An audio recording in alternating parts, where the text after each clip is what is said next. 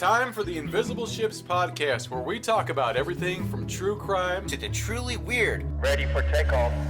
We are back. It's the Invisible Ships podcast. I'm lead podcast collaborator Rick Hudson, and this is my brother Dan. Back in the bunker. Yes. You know that little reference I just gave there was, I'm not going to get too much into it because our lawyers won't allow us to, but there's haters out there, and there's a hater on social media that publicly doxed me. And the way that he did it was he said, this is lead podcast collaborator. So I kind of like that as a title. Sounds like the UN is going to invade you or something. I don't know, but collaborator, lead podcast collaborator. I might get that on a business card. Okay, Dan, you know, this is going to be our last episode about the Circleville Letters, but we got a lot of good stuff coming up. I talked to Michael Prelee, who is an author that wrote a really good mystery novel that is based off of the Circleville Letters, and I'm excited to talk to him because there's nothing out there really book-wise about the Circleville Letters, which is strange that nobody wrote, you know, right, some kind of true crime book about it or anything Martin like that. Martin Yent should. Yes. But Michael Prelee's book, or Prelee, it's Murder in the Heart of It All, right? Right. So it's a mystery. It is strongly influenced by the actual events of the Circleville Letters. We went down to Circleville. We got a really cool map from the nice people at the Historical Society. And, you know, we just kind of went in there and started talking to them. And one of the ladies there had an experience. She kind of brushed it off, but she got some strange letters that were angry and hateful and anonymous and postmarked Columbus. She just thought it was like a crackpot. You know, after talking to her, we started thinking that this could have to do with the Circleville letter writer, especially the time frame, because her letters arrived sometime in the late 80s, which would be one of the times that Paul would have been up for parole. And I think when you look at what was going on with the case, the letters were mainly happening around the time that Paul was coming up for parole. So we're going to play that interview in just a second. And then, you know, I was going through and reading all the letters, and one thing that we didn't get to with Martin Yent or have a chance to really talk about yet is just how crazy the letters got in the end. Did you see the one where Paul's in prison now, and I think he's been in prison for almost like 7 years or something, and these letters start coming to the prosecutor saying that if you don't admit to sleeping with the school teacher and killing her and her unborn baby, I'm going to dig up the baby's bones and mail them to the police department. Yeah. I mean, that's not your run-of-the-mill letter. That is Sarah crazy. Coach, I think her name was. Yeah. That one missing. So there is another unsolved mystery that is kind of tied to it. So the Circleville letter writer is officially part of that case file. Yeah. Because he is talking about this murder. But I don't think there's any evidence that she was actually pregnant at the time, because they did find her body, I believe. So it's kind of interesting that the letter writer would have made that mistake. There's something creepy about, you know, just baby bones. No, just the letter writer. Like he was sometimes he was dead on, and sometimes it seemed like he was a little bit off or way off. Well, like I said before, I kind of pictured. I was intrigued by looking at the case without looking at it too closely. Just growing up in Ohio, we've heard about it, and it seemed like a town that had this narrator that he was vindictive, but he knew everything was going on, and he would just point at somebody and out all their stuff. And now, having a more mature outlook and doing a lot of digging and talking to people, it seems more of like this person was on a crusade. There's like a personal vendetta against certain people, and everything always ties to the school. Even this other letter is about a murdered teacher, and she worked in the school district there in Pickaway County. So everything always goes back to the school. Yeah, or at least to nearby. But yeah, it was definitely, no matter how you slice it, just a sick mind. Because there's never like a real true grievance there. Like even the stated grievance in the letter is like, stop having an affair. Like you're like a third party to this affair. Like if you happen to see someone at work having an affair with someone else at work, like would that destroy your life and make you have to write 100 letters? Like no. It's weird, right? And you know, I mean, I guess I could see.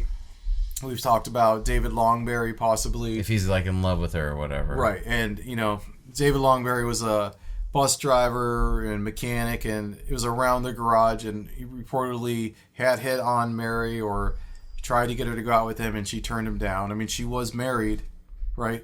But I guess he could be really angry if he's like, well, she's married, but she still has affairs. How come not with me? You know, that could have like just he just got so obsessed. Almost like that David Chapman or whoever who shot Ronald Reagan because he was obsessed with Jodie Foster. Like, the wires are a little bit crossed there, but it comes from some type of, like, just obsession with somebody. Yeah, and I think the wires were definitely crossed with David Longberry because I think later on he ends up on America's Most Wanted. Allegedly, he raped a 12-year-old girl, and then... Was that in that area? In the area? I don't know where this rape had... So I've had a hard time finding a whole lot of independent verification, but it has been discussed. It's in a lot of the different online literature that you read, and I think Martin Yant is on the record talking about it as well. But I don't know where he was, what state this happened in, but he ran away to Texas. Somebody asked him to babysit, and he ended up like raping the kid, and then, ran off to Texas and killed himself. So, I don't know. There's some unhinged people doing some crazy stuff in Circleville, at least at that time. At that time, yeah. We went down there, and it seemed like a pretty normal town. I didn't have any problems. Town. Everyone that we interacted with was super cool. Yeah. People at the Historical Society and the library, and it's a cool, the town was built on those ancient kind of Indian circle mounds or whatever are around it too. And then, I don't know, the downtown, what would you say? It's sort of Victorian almost. Yeah, it definitely has like a historical core downtown.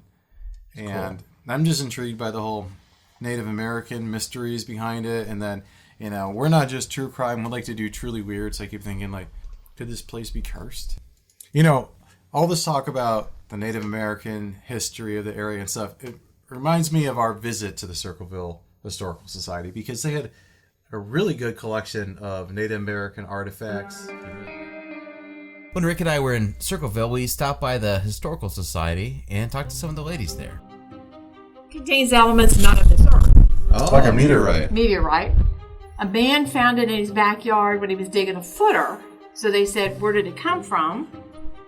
So they thought maybe the mound builders found it, loved it, had it in the mound, and when they just shoved the mound down, it could have just went across the street. That makes sense. Julie Shaw from the Pickaway County Historical Society was nice enough to show us around the museum, and honestly, it was fascinating. We could have stayed all day, but we really wanted to talk to her about the Circleville Letters. And I think, at first, a lot of people in Circleville, they don't seem like they really want to discuss it too much, do they? They've moved on. It's not... Yeah, I mean, a lot of people don't even know about it. Right. But were you surprised when she started talking about personal experience? Surprised, but it almost just felt like serendipity. Like, this is who we were supposed to talk to. We were in the right place at the right time. The people in town, did they pay attention to these letters, or is it something that, They kind of hushed it up when it was happening, because when I was in a case that I testified on something, they said something about letters. Did you ever get? And I said, I would get these little things in the mail, and it would be put together with newspaper and stuff. And it was like, oh my God, this is awful. Never believe a liar even if they're telling the truth. And I thought, who would do this? Who would hate me? You got the letters? But I don't think it was the letters. I don't know. I just said, well, that's what I had. What'd you do with it? I threw it away. I was so upset. I was, humiliated. And then I got one more, and I can't tell you. I didn't know that much about it. Damn. I know people listening to this, they're going to be like, cut out a newspaper. Circleville letter writer had a distinctive block handwriting style.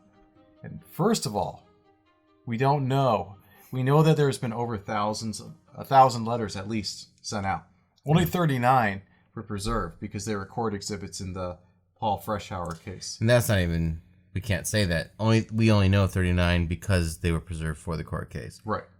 I have heard rumors that they're in safety deposit boxes. They're just out there all over the place. We have been hunting for them, and if anyone listening has one and wants to talk to us, we would love to hear from you. But the larger point is that this ties in, first of all, geographically, it's Circleville. Secondly, Julie Shaw goes on more about this case and these letters, and it's right about the same time that Paul Freshour is up for parole, and that's when we see these spikes of the letters. Yeah, and I mean, maybe the newspaper doesn't fit the pattern from before, but again, we don't know. We haven't seen them all, and maybe this guy isn't super rigid with rules. you know? I mean, if you're an insane letter writer, then He's been you doing might have things your own rules, yeah. like don't swear. He's already kind of flying by the seat of his pants with the booby trap. Yeah, and the signs. That's an unorthodox approach, for sure. But, we pressed Julie Shaw for some more details, and she goes on some more, so let's play that part. So in the 90s, you received one of the letters. I received 2, but I threw them. The one I remembered the most because I thought, what did I say? Did I say something to somebody? But, that was the trial in 1992. This would have been maybe 3 to 4 years before that. So late Andy 80s? would have been a freshman in high school. Yeah. So he graduated in 92, so I'm saying 88. Yeah, well, I mean, Freshour was still in arrested in prison. March 1983 for the booby trap sign. So he probably would have just been in prison for like a year or two. That's right in the middle of it. That could have been part of the campaign to keep him in prison. And was that letter that was newspaper 1988. cut out? It was newspaper cut out and then a cartoon. Never believe a liar even if they're telling the truth. So Weird things. And I mean, I didn't even want to show it to my husband because I thought, what have I done? Did I make somebody really upset? I was, I was the baseball mom of the county. I was everything, just really got me. Yeah, I mean, And I have then a the guilty second conscience. one I would came. feel bad. I'm like, what did Yeah. I do? Everyone I looked at, I thought, did I make you mad about something? I'm sorry, everybody. So the second one, I said, Peggy, I got 2. She said, what's it say? And I don't remember. I have no idea what it said. I just know I just stood there and ripped them up and threw them away. I was so upset. And then she got one, but I can't tell you, or she knew someone who did. And we all decided it was this girl that didn't like us. That was in some kind of exercise class. And I said, why would she do it? So we never knew. And then when all these letters came out, I thought, that was 70s, wasn't it? We reached out to the friend that Jane mentioned, and she was able to confirm that she received a letter and a postcard. One was handwritten and the other was newspaper cut out. Both were derogatory and kind of hostile letters, and she did not hang on to any of them. All right, Dan, so while you were busy working and doing your full-time 9 to 5, I called Michael Prelee, who is an author. He wrote a really good mystery novel called Murder in the Heart of It All. It's based off of the Circleville Letters. And we started talking, and, I told him just how I'm still amazed at this to this day, how famous this case is, and how there's no real works that are written about it. And I found Michael Prelee. It's a happy accident. I was searching for books because one of the things I like to do, if we're going to take a case or talk about a case, I like to read about it and read everything I can. And there were no books. But his novel came up, and so I ordered it, Kindle version, read through it in like a day or two, and I really liked it. And I was happy when I contacted him and he agreed to be on the show. So I started out just kind of by asking him how he got interested in the case. It always seemed like a very interesting case to me, and it was something that I just when I started to look for a topic to write about when I wanted to write a mystery, it was right there, and that's what I used. The action in Michael Prelee's book takes place in a fictional town called Hogan, Ohio. It is a very good stand-in for Circleville, and really the town seems alive with the characters that he puts in there. And I almost felt like I'd already been there. You know what I mean? Like it had that ring of truth to it. So it's interesting how a writer comes up with a place that feels lived in and alive. Yeah. I grew up in a lot of small towns in Northeast Ohio, around Youngstown. So it was very easy to create a fictional place like Hogan and base it on all the places that I lived. Recently, I was in Circleville, and it had been after I'd read your book, so I already had these kind of visions from Hogan in my head. And walking around the town, there's a lot of stuff that you got right. Like the newspaper in Circleville is a storefront newspaper, just like in your book. I was wondering if you had been to Circleville to actually research the book. I have not been to Circleville. I've been around Columbus. When I created Hogan, though, every small town, in Northeast Ohio has like that freebie newspaper that you hand out at the grocery store, the post office. So when I when I created that, I used that image of all those newspapers. The town I live in still has a main street, literally called Main Street. With shops and with little small town newspapers. So it was very easy to get that image and to build that up. I don't know if you're familiar with Martin Yant, but in your book, it's almost like life imitates art, because your character Tim Abernathy works for a newspaper. He's tasked with figuring out who the letter writer is and steps into this detective role. We just talked to Martin Yant, and he's kind of like the real life Tim Abernathy, because he was a journalist and he got involved in the letter writer case, and today he is the president of Ace Investigations, which is a highly renowned private eye firm. Oh, well, that is interesting. That's an interesting parallel. Tim is just based on the way I grew up here and the people that I've known, who work a couple of jobs, go to school. So in the book, Tim basically works one job at a store, where he meets his love interest, and he that pays the bills, and then he has a second job, which is journalism, which is what he wants to do. And like you said, his editor, finally gives him a break and says, "Hey, I've got a story here. I'd like somebody to look into it." And really, Tim's the only person that can do it. So, that's how the book begins. I don't know if it is something that you were purposely or consciously doing, or if you're just good at reflecting how life actually is. But the editor for the shopper, I think he kind of realized that the world had moved on and that his paper wasn't really going to be much more than just a place where you can make a few bucks advertising things. But then this story happens, and Tim and him get together, and they start writing real journalism and having an effect. And I just think about that today, when most of our papers, they're outsourcing a lot of the journalism, and you need that. You need to have local, hard-hitting news to be a check and balance on what the police are doing or not doing on a case. Absolutely. One of the sad things about the rise of the internet is that we do lose a lot of local journalism. And, people are more affected by what happens on a local level, their local politics, state politics. And without local newspapers around to, pick up on those stories and to report what's going on at, council meetings and mayor's offices, we do tend to lose something. And even here, our regional paper was the Youngstown Vindicator, and it shut down, I think, a year or a year and a half ago. And that was a tremendous loss to the area. Yeah. So, even in, in this story, Tim might move on from, like a small newspaper to a more regional one, and now even those are disappearing. Yeah. So. Like in our Cleveland Plain Dealer, half of the stories are just wire stories or taken from the New York Times. There's very, very little local journalism. That's true. I actually, when you're a writer and when we're with a small press, you do everything you can to promote your book. And I was very sad to see that, the Plain Dealer, which had a great book review column, section, and, in the Sunday paper, and it was gone. Yeah. And that's terrible. And I didn't realize this till years later, but I like to go to like the used bookstores and just fill up a bag of paperbacks. And a lot of the biggest blockbusters or bestsellers or whatever you call them, when you open up the blurb, they always have a Cleveland Plain Dealer blurb in there. Like that was one of the papers that was known for giving good book reviews.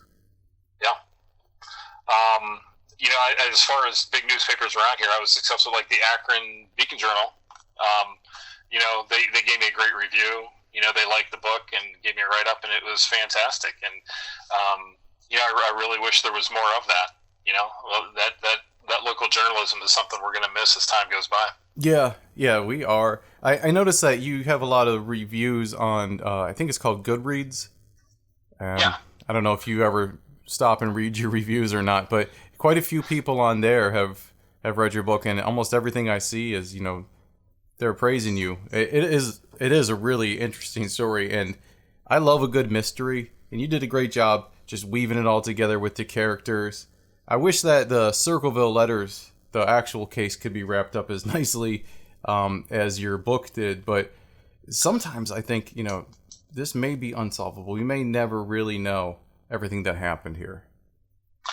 I think, the Circleville Letter writer case is only going to be resolved when somebody comes forward who knows what happened and decides that they're going to talk about it. And that can be true of a lot of unsolved mysteries. And in this case, you have it's interesting. There's a lot of interest in it, especially regionally. And it's hard to believe that so many years have gone by, but nobody has come forward to say, I've got a story to tell, because they would find a willing audience. Yeah. So it's very strange. And, just how many letters were sent out. So in the Circleville Letters case, it was thousands. I think in your book, the writer that you have, what we call the letter writer, the villain in your story, is Bob. And I love that character. Just doing this and thinking about the Circleville Letter writer, I think I maybe had some kind of cardboard cutout image in my head. But you made this guy flesh and blood, and most importantly, I think that you made him kind of sympathetic. When you read him and you read his life, you kind of know where he's coming from and why he feels powerless and chooses to lash out at the community in the way that he did. I wonder, what was your thought process in creating this character? Well, a protagonist is only as good as his antagonist. And I didn't want Bob to be, kind of a just run-of-the-mill bad guy who does things. I wanted people maybe not to sympathize with him, but maybe to empathize. Like, they understand where he's coming from. They understand why he's angry. He's somebody who's, he's later in life. He's lost his job. He's a widower. And he's lost, even his pension, so he's had to go back to work. And those characteristics are all kind of mashed together from people I know here in situations that we've dealt with here. Around here especially, Delphi went bankrupt, and a lot of people lost their pensions that they'd worked their whole life for, and it's not fair. It's not fair what happened to them, and it's been 10 years of people trying to get what they deserve. And it was very easy to imagine what would make somebody angry enough to lash out the way the Circleville Letter writer did. So I just used what was here, and when I developed that character.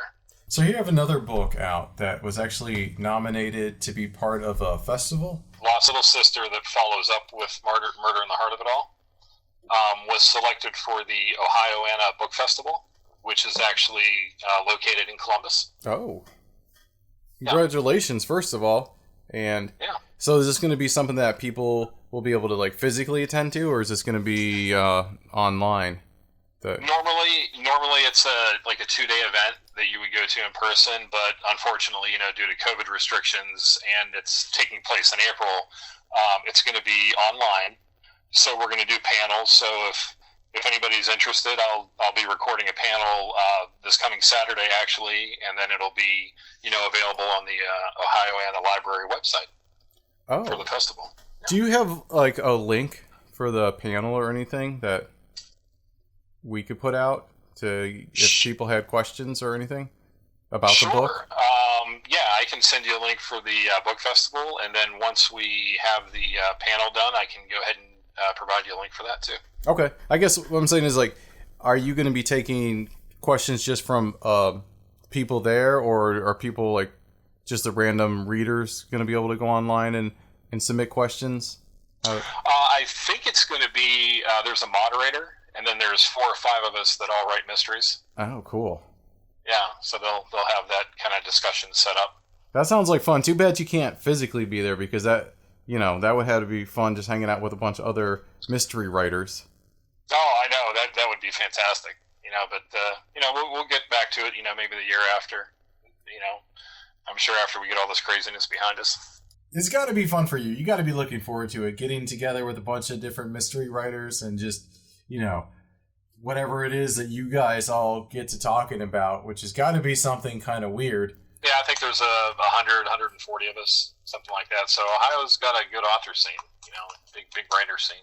Ohio's a weird place. We rank high with serial killers. We rank high with UFO sightings. Like, all kinds of weird stuff happen in Ohio. It's a goofy place sometimes. Yeah. Yeah, I'm always surprised when I'm listening to like a true crime podcast, and of course something happened in Ohio. So, seeing how Michael Prelee is from the Warren Youngstown part of the state, I wanted to let him know that our next story that we're going to be talking about is in his neck of the woods. It's the 1994 UFO sighting that happened. That's right. Had he heard of it? Yeah, he knows about it. The UFO thing, that was in Trumbull County. That was probably like 20 years ago? It was like 1994. Yeah, I remember that. I was going to school. Yeah, and In college. that like the police dispatch, I have the recordings from the whole night of the police dispatch, and so, she starts out, the dispatcher, getting a bunch of these phone calls, and she's annoyed by it or wondering if they're a joke, and then they send police cars out, and the cops are seeing it, so something happened there, and there's a lot of credible witnesses, and one of the police cars got powered down. I mean, it's a wild story. It is. We have an Air Force base out here. And they fly C-130s, and I don't know. Maybe it was something from the base there. It's like right out. It's right in Trumbull County. So the dispatch called the air base twice and called FAA once, and they said that there was nothing on the radar. Who knows if the military was doing something experimental? They may not tell you, but according to the recording, the guy from the military base said they don't have anything in the sky, experimental or otherwise. Well, I can tell you that was big news for about a week around here. Everybody talked about it. So you remember that you said you were in school at the time when that happened? Yeah, I was going to Youngstown State, and I can remember driving to school the next morning, and it was all they could talk about on the local talk news. Yeah. That's so crazy. Oh, let me ask you this too. Are you going to do any more books with Tim Abernathy? Are you going to keep following him? Yeah, I have a sci-fi series that I kind of wanted to tie up with a third book, so I'm almost done with that, with the first draft of that. And I've been plotting out the new Tim Abernathy book, so I know what's going to happen. I'm working the plot out right now, so as soon as I'm done with one, I'll jump right into the other. That's very cool. All right, Michael. Hey, thank you. Best of luck, and I'll be looking forward to seeing what you put out in the future. Okay. Well, thanks a lot, and I look forward to the episode. All right, cool. I'll talk to you later. Take it easy. Bye. Yeah, I definitely recommend Michael Prelee's work to anyone that's listening. Definitely, you have to read Murder in the Heart of It All. And also check out Lost Little Sister. These books are available on Amazon. I know, like I said, I got the Kindle deal, and I think it was a bundle. So I got Murder in the Heart of It All and Lost Little Sister for like crazy low price. Read both of them. He's definitely well worth your time. And I think it's important to support local authors anyway. Yeah. And I was going to say, just support someone independent doing some interesting stuff. Not just your same old kind of unusual book. Yeah, I think it's so cool what he's doing, and you guys should just check it out. I mean, surprisingly, not a lot of people are talking about the events of the Circleville Letters, and I know that we're about to get into the summer season, so you're going to need something to read when you're at the pool or you go to the beach or whatever. And I this thought is it was the perfect cool. book. I thought it was cool that he was aware of the UFO story that we're going to be looking into. So excited about that. So we are going to be talking to the president of MUFON, Ohio chapter of MUFON. Yeah, Ohio chapter of MUFON, and we got the dispatch recordings from the UFO incident. What does MUFON stand for? Mutual UFO Network. Sweet. So, yeah, and they're serious. I think a lot of people kind of have this preconceived notion that anything that you see in the sky that you can't immediately identify, they're going to come and they're going to pat you on the back and say, "Congratulations, you saw an alien." But they're not like that. They come in. I don't want to say they're coming in to debunk, but they definitely look for obvious answers. They're great. They have parameters and stuff that they have to check off, and because they have, I don't know if they also do Bigfoot or if they have like a sister company that does Bigfoot. Don't bring up Bigfoot. Hey, no, I'm not ashamed of my weirdness, but what I like about these people is that they really filter out a lot of the crazy and the crackpots and people that saw an airplane fly over their house. Yeah. And then you're left with like they call them like Class A and Class B and stuff like that. Like they take like a scientific, as much as you can, approach. You can tell that my brother is excited to get into this, and so am I. I think it's gonna be fun. We have a lot of cool stuff planned for the summer, but in the meantime, if you don't subscribe to the show, why? Just subscribe. I mean, like, Just do it. it's free. So subscribe. We're on Spotify, iTunes, and Anywhere you get your podcast. No part of this show may be reproduced anywhere without permission. Copyright Invisible Ships Productions, LLC. Until next time, shipmates.